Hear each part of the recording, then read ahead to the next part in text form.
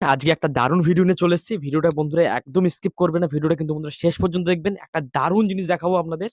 দারুণ মানে দারুণ। আজকে কিন্তু একদম মাছের মেলায় নিয়ে চলে এসেছি।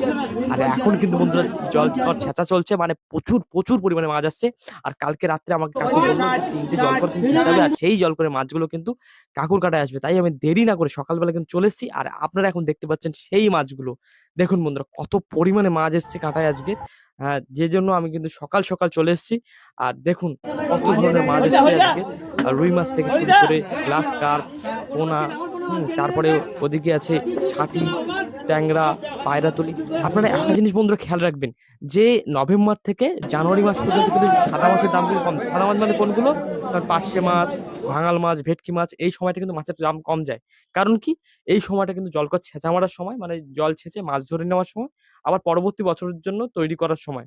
অর্থাৎ এই যে সময়টা, এই বছর সারা বছর যে সাদা মাছ থাকে সেই মাছগুলো কিন্তু তুলে নেওয়া হয়। সাদা মাছ মানে ওই পার্শে মাছ, ভাঙাল মাছ, ভেটকি মাছ, পায়রাতলি, তারপর গ্লাস কার্প, পোনা মাছ, এই মাছগুলো। আর এমনি যে চিংড়ি মাছগুলো, চিংড়ি মাছ বলতে বাগদা চিংড়ি টিংড়িগুলো, এগুলো কিন্তু প্রথমের দিকে হয়। তবে ছাটিটাও কিন্তু আমাদের লাস্টের দিকে হয়। যাই হোক বন্ধুরা, আপনাদের কেমন লাগছে আজকে ভিডিওটা কমেন্টে অবশ্যই জানাবেন। টাটা।